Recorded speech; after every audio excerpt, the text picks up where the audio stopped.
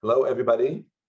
My name is Oren Pizmony-Levy, and I'm excited to welcome everybody to joining us on this last day of June, celebrating Pride Month in comparative and international education.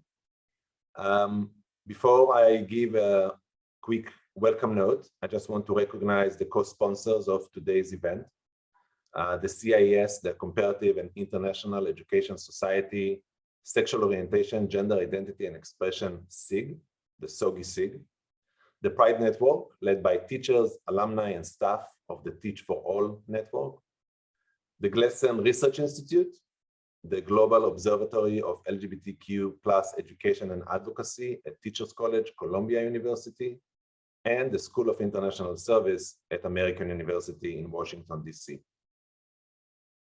On behalf of my colleagues and the sponsors, I welcome everybody and thanking you for joining us so early in the morning or late at night, depending on where you are. So in the last decade or so, we've seen an increasing international attention to the experience of lesbian, gay, bisexual, transgender, and intersex students and teachers in schools. In 2011, for example, UNESCO completed the first ever international consultation on homophobic and transphobic bullying in schools. This development is also evident in our society, the Comparative and International Education Society, CIS. Since 2008, our group has been offering and organizing panels with researchers and NGOs, where we are looking at different ways how to study and improve the experience of LGBT individuals in schools.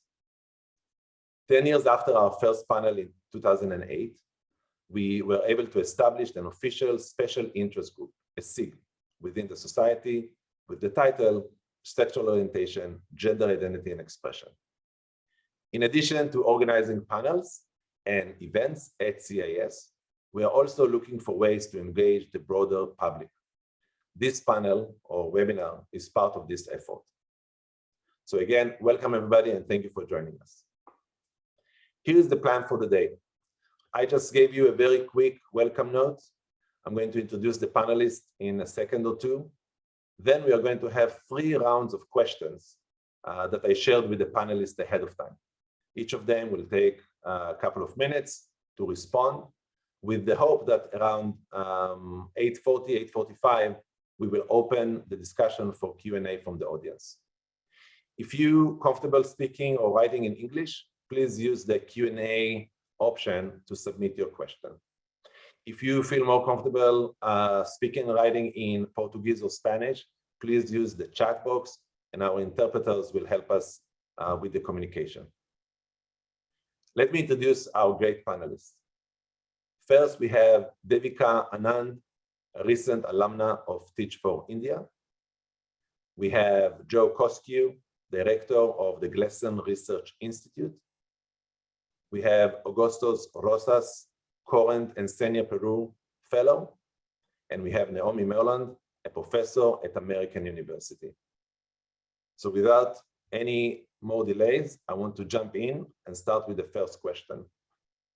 Panelists, from your vantage point, as a teacher, educator, researcher, or activist, what is the status of LGBTQ people at schools in your context?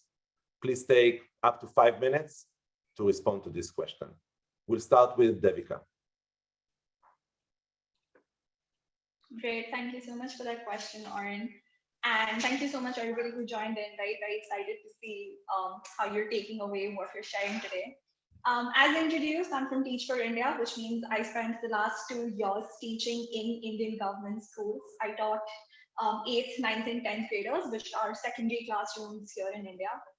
And the status of LGBTQ+ students, to be very honest, is not even remotely close to what you would expect. Students have been expected to not even talk about sexual identities, gender identities, the entire idea of being beyond the binary or being beyond heterosexuality is a sin almost. We have so many gender non-conforming students, gender beyond binary students just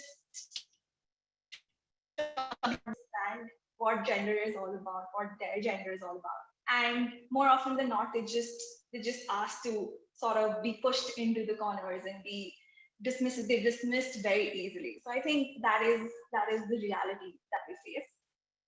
Having said that, there is a lot of work that is going in. There's a lot of people trying their level best to sort of support students and to just sort of help them out in.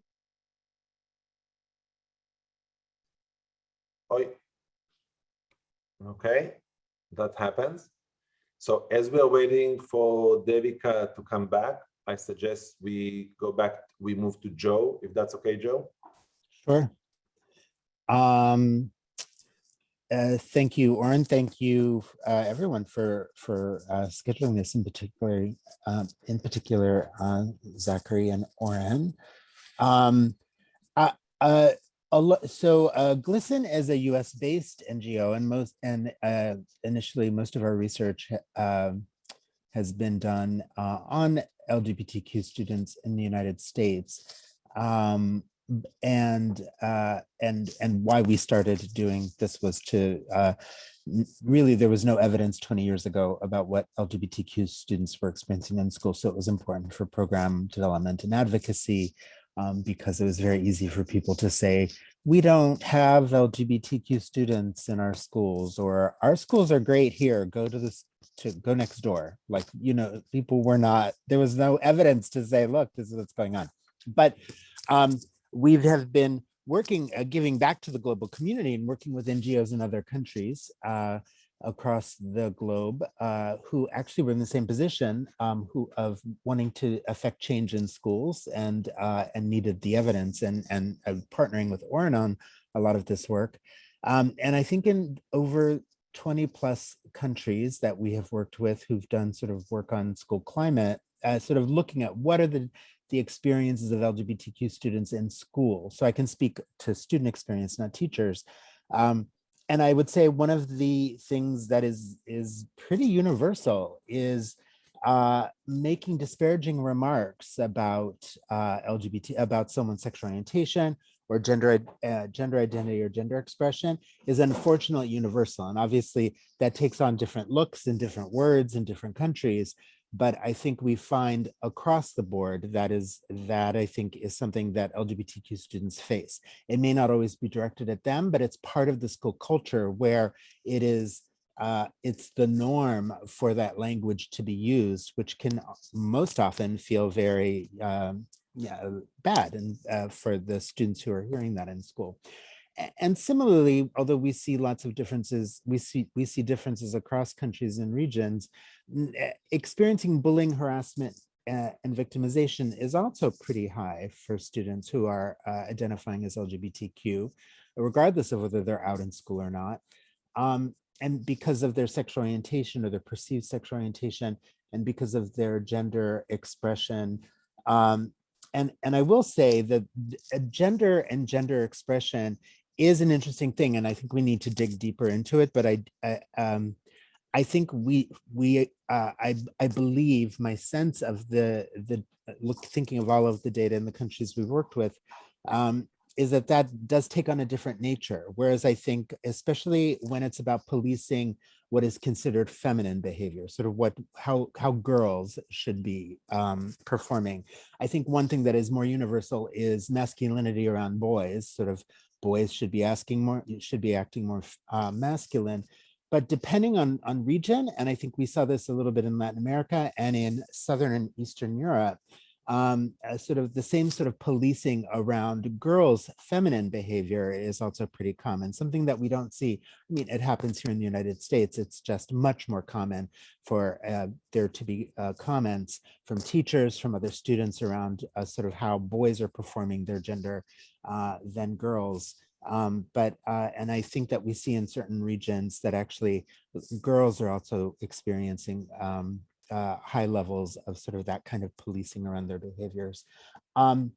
And one thing that varies widely, I think, by country and region is what supports are available for LGBTQ students. So fortunately, I think in most countries, students can find at least one teacher. This is why teachers are so important. The majority, I believe, in all of the countries we've worked with, students have at least one teacher at their school who they feel like they can sort of talk to about these issues. And I think that that's incredibly important. One thing that does vary though a lot is the number of teachers. So it's amazing to have one, but obviously it's better if there are more teachers. And I think this is where Teach for All and the work that you all are doing in the network can be so crucial, because I think the more students have teachers, the more teachers students have in school, the better the school experience is. And we find that a higher number of teachers really can affect environmental change within that microcosm of the school. But nevertheless, I think teachers across the board, often students can find at least one person who is supportive of them. And so I think I'll leave it at that. Thank you so much, Joe. Thank you. Devika, let's go back to you. If you want to take 3-4 minutes to complete your response. Yes, I'm so sorry about that. I lost train of thoughts. I'm just going to try and pick up where I left off. And I was essentially talking about how we've been sort of expected to fit into the binary and fit into the idea of heteronormativity. And that is something I saw not only as an educator in my classroom in a government school, but also when I was a student. Fortunately or unfortunately, sure, weeks before I graduated and I walked into the fellowship, walked into training, walked into teaching, I was a student studying in college myself. And despite studying queer theory and despite studying, literature and feminism and et cetera, the main idea of actually creating safe classrooms, safe experiences for students to actually understand sexuality, understand gender was still missing. And I think that is what sort of guided my work. So as a young person, and I like to say that I'm a young person myself, but as a young person, when I was struggling to find out my sexuality, understand, where do I fit in this diverse world, it was difficult. There is a lot of data that says that it's difficult, but until you're in that situation, I don't think you really understand how just annoying and how saddening it can be to see that everywhere it's the same narrative being spoken about again and again, whether it's gender, whether it's male and female, whether it's, that this girl is going to get married to this boy when she grows up. And there's just so many problematic statements being thrown at students one after another. So I think when I stepped into my classroom, I knew that it's going to be a challenge. I knew from day one, everybody told me that, you want to talk about gender and you want to talk about equality, but you are going to get a lot of backlash. And that is exactly what happened. And I remember the first week that I was taking online classes, I started one of my classes, my English class, with a very cute animated video about two little boys trying to, just understand what love is. And I had parents calling me after class saying, why are you showing our kids? And this is an animated video. So for all you know, they probably thought of it as a cartoon I was showing. And yet that is the backlash I received. So imagine students, young children in such classrooms, in such places, having to struggle with not only finding out what they resonate with in terms of identity, but also just understanding that that is their reality as well. So I think it was interesting, and that is why the work that all of us are trying to do becomes even more important. Every day I've had students come and tell me that Didi, which means elder sister in Hindi, Didi, we need to fight every day. And these are young women who they haven't even stepped beyond their communities, haven't stepped beyond the cities this long. They're coming to me at the age of 13, 14 and telling me that every day is a battle. And unfortunately, there's only so much optimism I can show them. So the struggle is real, the work is real, the hours are long, and that's why the work has to continue. And every time somebody tells me, oh, but the situation has improved, not nearly as much as we needed to improve. So I think I'll wrap up just by saying that safety for students has to be at the center. But more than safety, we need to understand that people are different, and we need to teach our kids that people will be different. But we can't do that until we as adults realize that people are different. And frankly, that's okay. Maybe if we make our peace with that, we need less of such panels. Thank you so much. Thank you so much, Devika. Augusto. Hello, everyone. First of all, I would like to apologize. Unfortunately, I have a problem with my internet, so I will not activate my camera, but I am here. My pronouns are he and him. I identify myself as a queer person or a maricón, so you can use both categories without problem. Before answering the question, I would like to thank the organization for inviting me to this event. I think these spaces are necessary for queer people like me working for education around the world, especially in Latin America, especially in Peru, my country, where being a queer person or a trans person can mean your own death. So for personal political reasons, I would like to speak in my own language. So here we go. About the first question, creo que la situación de las y los estudiantes LGTBIQ+ en mi país es ciertamente preocupante, y no solo por algunas cifras que compartiré a continuación, vinculadas, claro está, con índices de violencia, sino también por la falta de un enfoque de género y de derechos humanos, ahí donde las resistencias institucionales y culturales son bastante fuertes. Pienso en escuelas rurales o en escuelas guiadas por un fundamentalismo religioso casi inamovible. Y por otro lado, por el poco interés de ciertas escuelas por aplicar genuinamente y a conciencia las herramientas que el género, las herramientas que dicen apoyar, defender y promover públicamente.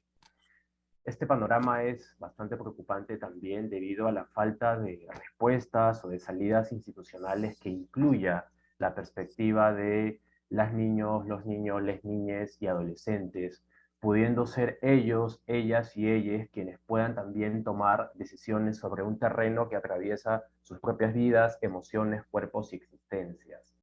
Habiendo dicho esto, vale la pena destacar que en 2016 la Secretaría Nacional de la Juventud de mi país determinó que el 46% de personas encuestadas en Lima, el 42% de personas encuestadas en Iquitos y el 36% de personas encuestadas en Trujillo había sido víctima de violencia por su orientación sexual o identidad de género.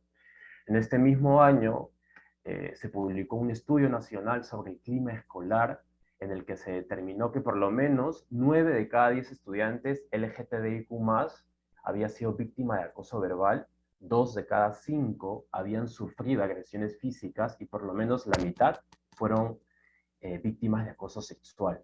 Eso más o menos describe el panorama en el 2016. Contrariamente a lo que podríamos pensar, quienes perpetraron estas situaciones de violencia no fueron únicamente compañeros y compañeras de clase, sino también docentes y autoridades escolares, lo que hace mucho más problemática esta situación.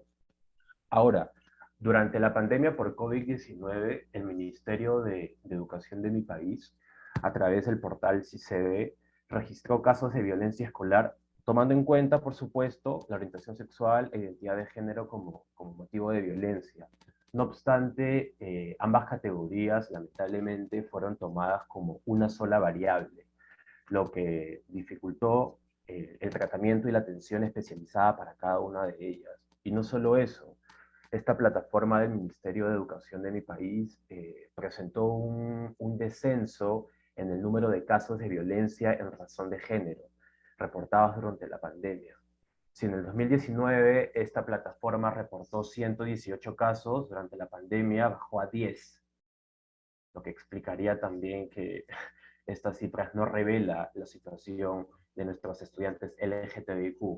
Por supuesto, como este dato era poco creíble, una organización peruana sin fines de lucro llamada Pronsex realizó una encuesta donde determinó que el 42% de las personas LGTBIQ encuestadas habían sido víctimas de un acto de discriminación. Sin embargo, el 97% de ellas no registró su denuncia en el portal del Ministerio de mi país. Entonces, esto revela el grado de impunidad en el que se quedan muchos actos de violencia en los espacios escolares. Y lamentablemente, mi país, a través de su Ministerio de Educación, no hace un seguimiento ni termina por interesarse genuinamente por resolver estos asuntos de larga data. Este panorama creo que explicaría el nivel de desprotección en el que se encuentran nuestros estudiantes sobre todo porque no existe un marco jurídico idóneo de protección para las personas LGTBIQ, menos para nuestras infancias y adolescencias. I've just finished, so thank you.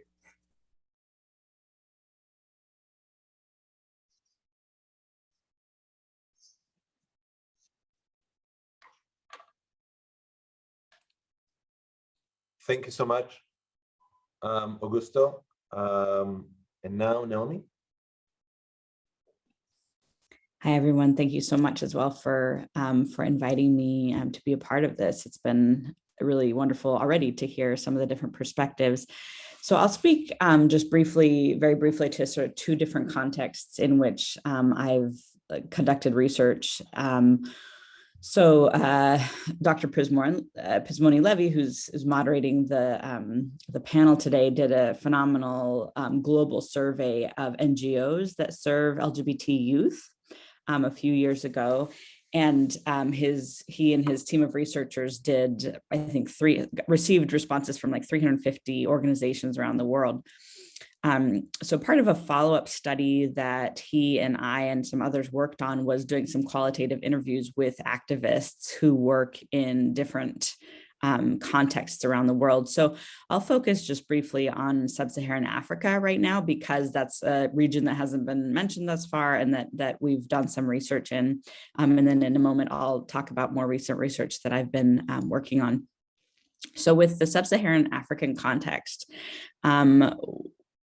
it might not be, from what we can tell from schools, there's very little happening in schools at all related to conversations or openness about any kind of sexual orientation and gender identity or expression.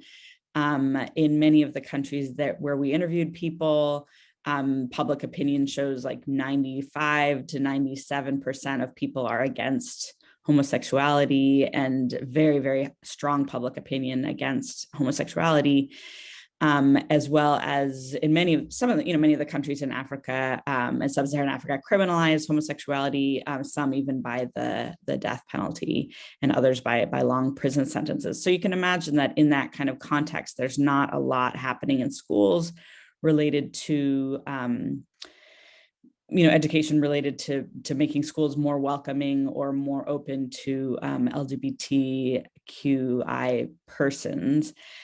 So what we found in some of our research, though, is that there is kind of a different type of education going on, which is education by NGOs to their publics, where they're trying to just change public opinion in some ways, knowing that until they change public opinion, there's no way that these issues are going to sort of be allowed in schools in any kind of way, or that there's not going to be any recognition of these issues in schools. And so it was really fascinating for us to learn. I mean, I've lived in Nigeria and in Ghana, and my impression would be like there's no community, there's no LGBTQ community here, nothing that was visible at all to me. But I've come to learn, and it's been a while since I've been in both those places. Of course, there is in all the countries of the world. It might be very underground in some places. It might need to be very protected in some places, but some of what we learned through that research is that NGOs are trying bit by bit to educate their publics and to educate LGBT persons themselves, including around issues showing that homosexuality has always existed in some form in their culture and in their cultures and their communities, because there's a common refrain and a common belief that LGBT rights are imported, that there's something from the West that is being forced on African countries. And so there's a lot of pushback by these activists and the people that they're educating to really show that, of course, diverse sexual orientations and gender identities have always existed in many of these cultures, and that many of the reasons that these identities have been so criminalized has somewhat been related to colonialism and the colonists who came in and put in very strict codes, penal codes related to sodomy and unnatural behavior and all kinds of things like that. So many things that didn't used to be criminalized became criminalized through colonialism and remain criminalized oftentimes, 50, 60 or more years after independence. So really complicated issues there, but we see a lot of fascinating movements by some of these NGOs to have support groups, to go on the radio and do interviews to interviews to the public, a lot of one-on-one just work trying to convince people that this is something that exists in our society and that these people deserve human rights the same as others do. So that it's been fascinating to kind of think of that as a different type of education. It's not happening in schools, but it's happening in, via the radio waves, via workshops, via, the workshops with healthcare workers, trying to help them be more responsive to LGBTQ population, et cetera. And then just briefly, I'll mention some more recent work that I've been doing, which is more related to LGBTQ curriculum, which is a key part, as many people know, it's a key part to helping LGBTQ students feel accepted is if they see themselves in the curriculum. And there's been some moves. So I'm kind of looking at the other end of the spectrum in terms of rights and protections, looking at the United States and the United Kingdom right now, both of which have a lot of issues. And, so many of you are probably aware that there's 5 states, and it might be increasing now in the United States, who have passed laws that are called Don't Say Gay laws, where they're not allowed to speak about LGBT issues in classrooms. But there's also 5 or 6 states in the United States that have passed LGBT history curriculum mandates, mandating the LGBT history be taught. I'm just shortening it to LGBT right now. I know that I should say QIA plus, et cetera, but for the sake of clarity. And so we've been looking at some of what is that curriculum? What does it look like? How are they creating that curriculum? What level is it at? Is it in sex education or is it in the history curriculum? And what are the differences of looking at these issues as a point of sort of sex education versus looking at as a history of the part of the country? And we're comparing that to the United Kingdom, where in the last couple of years, they've passed, well, about a decade ago, but it's only been implemented recently, also history mandates and curriculum mandates that LGBT issues be taught across the country.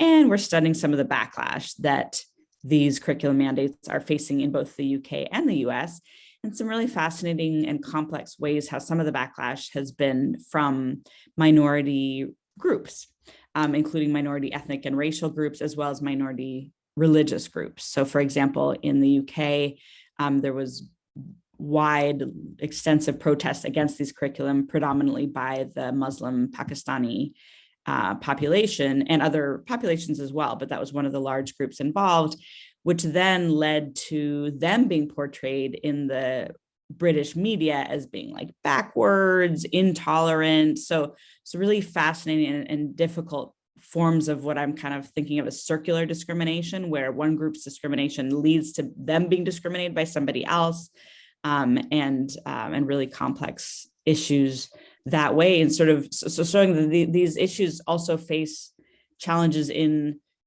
Western societies, of course, because Western societies are also very multicultural and very diverse in complex ways. Thank you, Naomi. I didn't want to cut you in the middle, but we are a little bit out of time.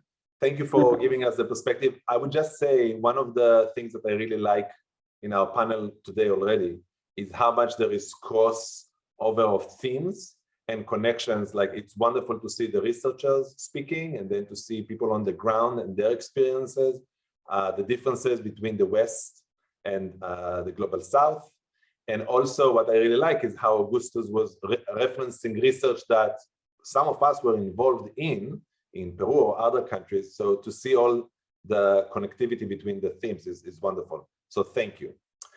We are moving to the next question. And the next question is, what are the main drivers and barriers for making schools affirming and inclusive of LGBTQ identities? Okay. Naomi, you touched a little bit about the push back and forth in the two contexts. So if you don't mind, we'll go to the rest first, okay? Devika, your perspective on this question, 2 minutes. Sure, thank you. I think I just want to start off by mentioning how beautifully Naomi brought in the idea of the intersectionality of discrimination, religion, identity, gender, all of it coming together, right? It just puts things into perspective in terms of how the world is actually bringing everything towards hatred. And I know this sounds very massive, but it is true. And coming to the question, Oren, I think drivers and there's just so many barriers. So I'm going to try and limit it, but I think the biggest is just the lack of information. I feel like in India's very heavily religious context, there are just so many stereotypes around, how does God view homosexuality, or how does God view gender being changed, and just stereotypes around trans people and how they're projected in the religious light. I think that is one of the biggest barriers we sort of face as educators, but also as queer people in general. And I think one of the biggest support systems has just, for me personally, been talking about it. As somebody who's never hesitated and just tried talking, starting conversations, starting narratives. Like I said, I walked into class, and first week, what I do to these new kids who've never seen me, show them a video about homosexuality. So I think for me, personally, on ground, what has worked is just starting these conversations, in sort of igniting the spirit of questioning things, whether it's questioning religion, questioning gender. Okay, if you identify as female, why?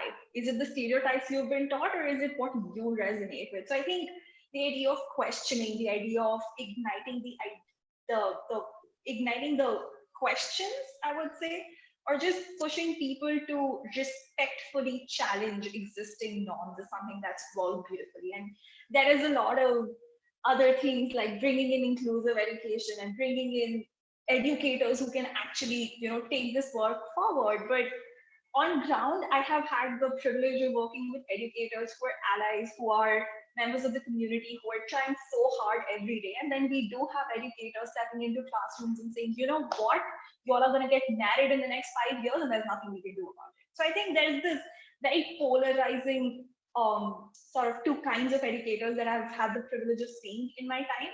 And that is something that we really, really need to sort of understand and sort of bring that into context as well. So I'm assuming my 2 minutes are up. Thank you so much. Thank you, Devika. Joe, 2 minutes. I think Naomi and Devika also talked about, I think religion is an issue, especially when it intersects with education. I felt strangely naively shocked when I was working with, I think, partners in Greece, and learned that the Ministry of Education was the Ministry of Education and Religion. Like, it was the same place. And so I think that in the US, we believe, I'm not saying it's true, that there's a separation between religion and education, so I think that is an issue, and that's a barrier. It's sort of, what are especially if they're sort of governed by the same institution, how does that work? Like, how do you disentangle that when people are making determinations as to what's okay in school based on what is a religious practice? And I think that we're seeing, and unfortunately in many parts of the world, this anti-gender movement. And we don't use that term, I think, in the US so much, but we see the exact same behaviors here. And I think this idea that gender is a bad word. I remember with our partners in Bulgaria, they said gender, which is like not really a Bulgarian word, but it's literally gender, is like, and it's transliterated, is like a bad word now, to like, it's a slur. It's sort of and sort of gender is becoming this thing that people are saying it doesn't exist, and I think that's behind sort of what, if you are aware of what's going on in the US around a lot of anti-trans legislation. It's a similar movement. We see it in Latin America with organizations. I won't say the Spanish name, but it's sort of Hands Off My Child is the name of the organization. So I think that is something that we're seeing in many parts of the country, because and it can sometimes be specifically about trans and gender nonconforming and non-binary students, but it's really being used around this whole idea of what is gender expression and sexual orientation. So I think that those are some barriers. And one last thing about sort of when I talked about the importance of teachers, that I think often teachers are very well-meaning, but they often don't know what they're supposed to be doing, and they don't understand these issues. And so I think that we find that professional development and training is super important. And the lack of that, I think, is really a barrier. And people don't get this information in pre-service education when they're learning to be teachers. But then that butts up against about what is the government funding and allowing teachers to do and learn. So I think they're well-meaning, that's why they go into teaching, but they often don't know what to do when they're faced with these issues, and they don't understand, and they don't know how to intervene with bullying and name calling. And so I think that's another barrier. Thank you so much, Joe. Augusto? Okay, thank you. I would like to focus on the barriers in these questions. En primer lugar, la fuerte influencia de un fundamentalismo religioso de larga data en un país como el nuestro, ¿no? Que continúa colonizado ideológicamente. Dicho fundamentalismo ha guiado y continúa guiando el quehacer educativo y por lo tanto las maneras en que se piensa o no se piensa el género y la sexualidad en las aulas. En segundo lugar, los sistemas de creencia heredados de diversos espacios de sociabilización, principalmente de los grupos familiares, cuya jerarquización de valores ha marcado y continúa marcando nuestro acercamiento hacia el género y la sexualidad. En tercer lugar, el poder de decisión de ciertos grupos políticos de tendencia conservadora, tanto de derecha como de izquierda, que termina legitimando, pues a través de las instituciones, discursos de odio y negacionismo, ¿no? A mí me parece bastante risible que sean estos mismos grupos los que nos señalan como parte de un colectivo que quiere homosexualizar o transvestir a los niños y adolescentes gracias a una supuesta agenda gay o a un poderoso lobby marica, ¿no? Creo que no hay actitud más sectaria y adoctrinante que intentar prohibir libros de texto que incluya un enfoque de género o en todo caso que reconozca la importancia de la educación sexual integral, o una actitud más sectaria y adoctrinante que votar en contra de leyes que tratan de acabar con terapias de reconversión. En cuarto lugar, una barrera eminente es el poder de organización y de convocatoria que tienen ciertos colectivos de la sociedad civil en mi país, ¿no? Que bajo la excusa de dejemos que los padres y madres decidan sobre la educación de sus hijos, promueven discursos de odio, marginando o dejando en las esferas de la clandestinidad o anonimato los procesos identitarios de niños, niñas y adolescentes queer. Y por último, y no menos importante, y aquí hago una mea culpa pública, el ego de las personas que pertenecemos al mundo de la academia y del activismo. Ego que nos hace pensar cada vez que nos toca trabajar, ya sea en el Ministerio de Educación o en alguna organización no gubernamental especializada en temas de género, sexualidad, lo que quieran, nos hace pensar que nuestras perspectivas son las únicas y las mejores a la hora de aplicar esta caja de herramientas que nos ofrece el género, ¿no? A pesar de nuestras buenas intenciones, a pesar de que queremos reducir brechas, a pesar de que queremos implementar la quinta ola del feminismo en la escuela, terminamos replicando, lamentablemente, otras maneras de exclusión, alimentadas, por supuesto, por un clasismo elitista y separatista que seguramente adquirimos en alguno de nuestros espacios de privilegio. Así que creo que esas son algunas de las barreras que identifiqué para mi país. Gracias. Thank you so much. Thank you so much, Augusto. Naomi, we are going to skip you on this one because you talked about the barriers before, but we'll start with you in the third and final round. 1 minute each, people, because we are running out of time and I want to give the audience opportunity. I'm already getting questions. So imagine this panel 10 years from now, and imagine that we are all still involved, okay? It's a big ask. What would school look like, or what will be the most salient issues that we are going to talk about in 10 years? Naomi, 1 minute. Okay. I think in 10 years, I would love to see just more inclusion in curriculum. Again, I think that like around the world, and I mean, like Devika was mentioning, like Joe was mentioning, that will take continued fighting because there will be continued backlash to it. But I do think that curriculum is central, not only in normalizing diverse sexual orientations and gender identities, but showing how they are a part of all societies.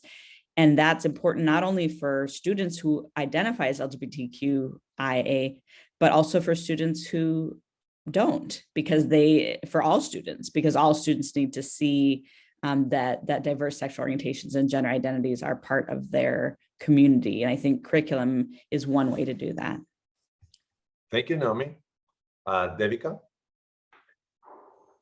I think, like I said in the beginning, 10 years from now, if you're not fighting over differences, I would be a happier person, whether it's religion, gender, sexuality, all of that. But more than that, I hope that students that we've been teaching, that we've been working with, are all gender ambassadors. They're all ambassadors of equality for gender and sexuality. And I think the fight for that is still on. Great. Thank you so much. Joe?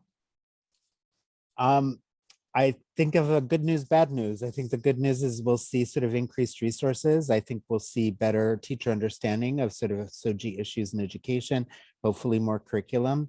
I think, unfortunately, that the sort of the negative aspects of school climate have an amazing way to morph themselves and change and look different and adapt, much like a virus, I suppose. And so I think that we'll still be seeing some of the negative behaviors that we have been seeing, and that's what the last 10, 20 years have shown us, but we'll see an increase in better understanding. And I think that we'll also be trying to understand all the different ways in which students are now then identifying themselves in terms of their sexual orientation and gender identity, because it morphs and changes over time. Adolescents, especially high schoolers, they always will keep us on our toes, trying to understand how they see themselves. Thank you so much, Joe. Augusto? Perfect. En 10 años me gustaría una escuela donde no tengamos que armar ni participar en estos paneles para hablar de las barreras y resistencias que se presentan contra las identidades queer o contra el enfoque de género, contra la educación sexual integral. Sé que esto no va a pasar en mi país en los próximos 10 años, mucho menos va a pasar en las escuelas. Me conformo con la aplicación de un enfoque de género a medias que permita, por lo pronto, a nuestros estudiantes queer crecer libremente. Eso, gracias.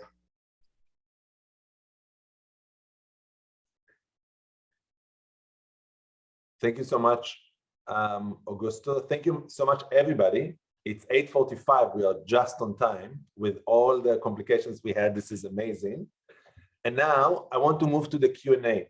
And I want to remind our audience to use the chat box or the Q&A. If you submit questions in English, Q&A, otherwise use the chat box. And I'll start bringing the questions. I hope we can cover as many as possible. The first question is from a teacher who teach in a girls' school, Catholic school. The teachers find it difficult to accept the girls dating each other. And being a lesbian myself, the teacher writes, I find it very difficult to have such conversation in that environment. And sometimes learners are brought to me whenever they have relation issues. How do we make sure that we openly speak about our sexuality in such a space? So I suggest we take two perspectives, and then I'll ask one of you to start. Who would like to start first? I can just very briefly say, this teacher didn't say where he or she or they are teaching, and so, which is fine. But I mean, I guess just in some of my work where I have students from the United States or from other countries, the LGBTQ, who go and teach abroad or study abroad, that kind of thing. I think a lot of people are emphasizing that people need to know what the laws are and what the norms are in their society. So, this questioner asks at the end, how do we make sure we openly speak about our sexuality in such a place? I think people need to, of course, be aware of whether that's a safe thing to do, and whether that's a safe thing to do, not just for them, but for their students as well. I know that that's a tough answer to the question, because I would love to say, how can we all be out in our full selves wherever we go? But I think people need to be aware of the consequences. And yeah, that's one piece I'll add. Thank you, Naomi. Anyone else want to jump into this question? yeah, I can take it because same thing. And I think what, obviously, plus one to what Naomi said, that, know your rights, know how safe it is, but also bring it in as subtly as you possibly can. When I first started, and my students were absolutely not accepting of anything beyond heterosexuality. I think I started with very small examples, just, hypothetical situations, puzzle pieces, depending on the age group that you're teaching. It's very important as educators for us to know how to merge our curriculum with issues we want to talk about. So how can we just leverage existing curriculum and sort of give our students a critical thinking angle to bring that in? I know it's much easier said than done, but also happy to discuss it further if you want. But that's the only way that I could see it happen for myself, and I hope that can happen. Thank you so much, both of you. We'll move to the next question I have. Just a second, let me look at it again. Yep. To what extent do you think that the issues that we've been talking about are related to the availability or not of comprehensive sex education? Is this a bigger phenomena than just the LGBT? Are we talking about maybe we need to work on sex education first and LGBT will happen next? I guess that's where this question is coming from. Joe, I see some puzzling question or response. I was trying, yeah, it's still early for me here in New York, but I was trying to understand the question. I think sex education goes hand in hand, and I think that sort of and the struggles with that, I think in countries goes hand in hand. I think they're parallel related sibling issues often in schools, because I think we often find the same kind of parental movement around don't teach my children. It's like, I'm not going to talk to them about sex, but that's my job. Don't you do it for me. And so I think that we see that, I think what we see in the US is common. I think in other countries, although again, it varies a lot, there is a lack of sex education in general. I mean, you could very easily be in a US school and not get much of anything with regards to sex education. And then when you do, it almost invariably does not talk about things. If you're LGBTQI, it usually has nothing to do it has nothing to do with sort of things that are for transgender non-binary students, for LGBTQ students, lesbian and gay students, the same-sex sexual activity. So I think that, and then that also connects to the parents, connects to the religion issue. I think that I think it really has the same struggle, however, because it's curricular, it is something that I think that you can try to affect change at the level of government, because that's often governments are the ones that are sort of calling the shots as to what is in the curriculum. Thank you so much, Joe. Augusto? Sí, antes de querer intentar aplicar un enfoque en educación sexual integral en las escuelas,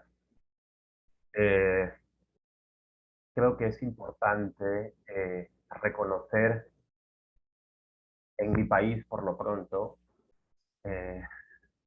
que atravesamos distintos niveles de violencia en razón de raza. Entonces, si partimos por ahí, si reconocemos temas de opresión heredados de la colonia, luego podemos entrar sin problema a abordar una educación sexual en las escuelas. En ese orden, no podemos pretender hacer una revolución del género y la sexualidad sin haber resuelto primero problemas estructurales que tienen que ver con la raza. Eso, muchas gracias. Thank you. Naomi, I would like to ask you to respond to this question as well on the comprehensive sex education, because I wonder whether this issue came in your research on the curricular mandate and pushback in both countries. Is there any discussion there about sex education?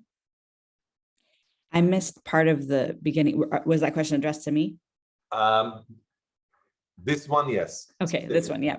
Yeah, I want to make sure you were addressing me before I butted in, because I was on the English channel for a moment there.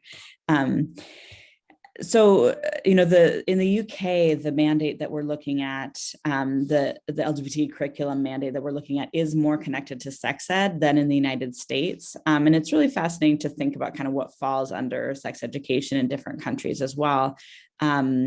And at the younger levels, some of the mandate in the UK it's called like sex and relationships education. So that's where we're finding a lot of the same curricular messages that are that are being protested in the United States as well at a young age. Like, there are families with two dads, there are families with two moms. Like, that's the only message that's being sent. Reading children's books that just have two dads and two moms that are sort of very simple at that level. But parents immediately jumping to, you're teaching my children about anal sex and things like that are, and saying, how can a 5-year-old be learning about anal sex? So with that, there's a disconnect between kind of what the parents think is being taught versus what's actually being taught.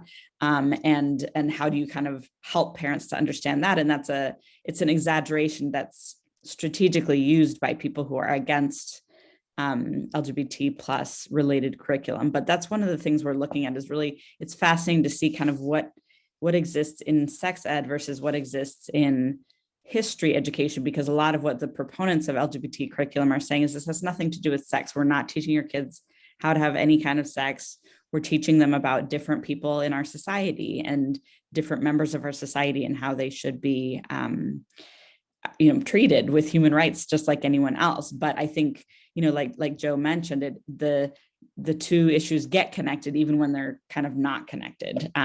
It gets linked into sex ed in ways that is a real hot potato issue that people oftentimes, especially teachers, just end up avoiding because they're scared about doing it wrong, or they're scared about backlash. And so they just kind of drop the topic altogether. Okay, thank you so much, Naomi. One more question. I have one more question that I have two more questions in my queue here. One is about whether the panelists can think about other barriers that are not religion and not about the acceptance of homosexuality. Are there any other factors in the education sector that might shape how schools engage with LGBT identities? For example, is it about the fact that it's not mainstreamed enough in the education sector? Is it about testing and the fact that schools, especially in the West, are bombarded with standardized assessments that prevent them from doing all of this kind of work? Is it about teacher training? Like, what other barriers can you think about and map out? Very quickly, if we can go around the room, that will be great because we have very different perspectives. Devika, I saw you nodding. Yeah, I think there's like a whole long list starting right from, as you said, teacher training, awareness, policies that different governments are passing, educational policies in general, infrastructure of schools.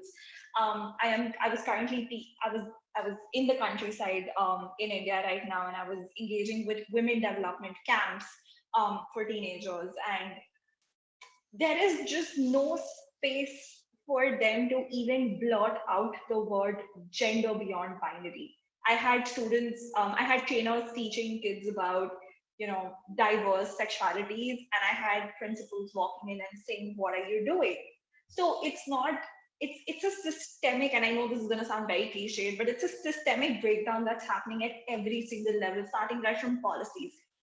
If we have existing policies in place, homosexuality is not a crime in India. And yet every single time we've tried uttering it in class, we've tried changing curriculum, we've tried creating curriculum, or even advocating for more inclusive books, tests, anything, there has been a massive backlash, right? So I think at the base there is this general idea of just not acceptance, but there is problems in every single layer, from policy, teacher training, acceptance, infrastructure, just students and the stereotypes they're brought up with.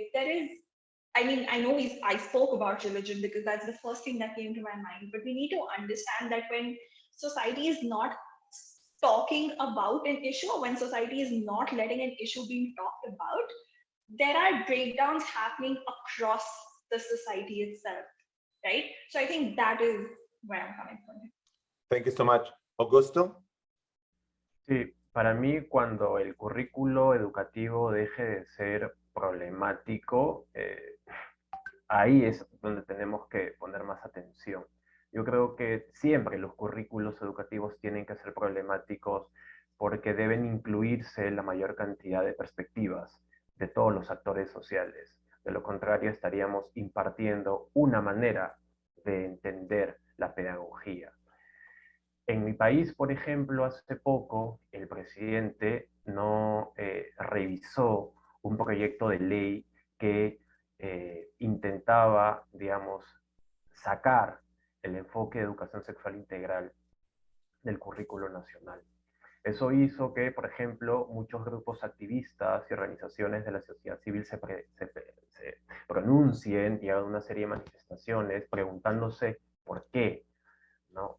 Pero antes de formular esa pregunta, vale la pena pensar en por qué no el presidente, más allá de su tendencia política, no cree genuinamente en la posibilidad de igualdad y de la importancia de reconocer la educación sexual como un derecho, antes de un tema polémico que alimente o no los intereses políticos de su bancada. Entonces, creo que de esa manera intentaría responder a la pregunta. Cuando el currículo pedagógico deje de ser problemático, es ahí donde nos tenemos que levantar. Gracias. Thank you again. Naomi?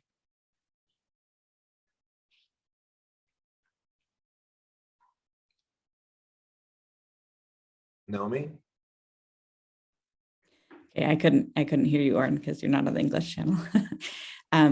Yeah, just briefly, I would mention this point about kind of testing. You know, that's not a focus of my study, but in many parts of the world, if education is becoming more standardized, more focused on high stakes testing, that kind of thing, we see that often squishes out, for lack of a better word, room in the schedule for social studies, for history, for literature, for sex education, probably, like subjects that are seen as less important than STEM or yeah. And so it wouldn't surprise me if this kind of curriculum is sidelined somewhat if people are over-focusing on high stakes testing.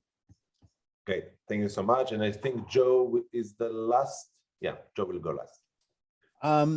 I mean, Oren, you listed a lot of things that I think are true in your question. I think government, as I said, government and funding and policies. So policy, I do not believe policy is the be all end all. I think policy is useful, right? Because it sets the tone. It needs to be implemented. So I would say implementation of policy is also a barrier because and things like unfunded mandates. Yes, you must do these things, but we're not going to give you really any money to do it. I think that is also a barrier.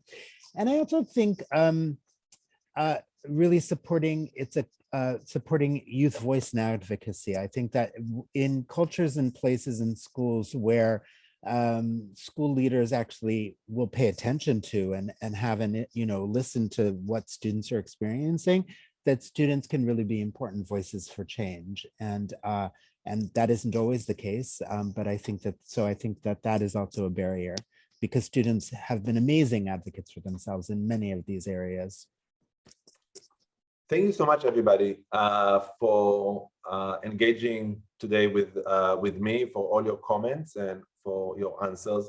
We received a couple of other questions, but we are running out of time, and I apologize ahead of time. I'll try to respond to the people. And I want to thank everybody. And again, I want to thank our sponsors for this event today, the CIS SOGI SIG, the Pride Network, the GLSEN Research Institute, the Global Observatory of LGBTQ Education and Advocacy at Teachers College, and of course, the School of International Service at American University in Washington, D.C. Thank you so much, everybody. We have so many new ideas for the next panel. So keep looking at our messages and emails because we are definitely going to have a follow-up discussion. Thank you so much, everybody, and have a wonderful day or night, depends where you are. Bye. Thank you. Thanks, Oren. Thank you so much. Thank you. Thank you, everyone.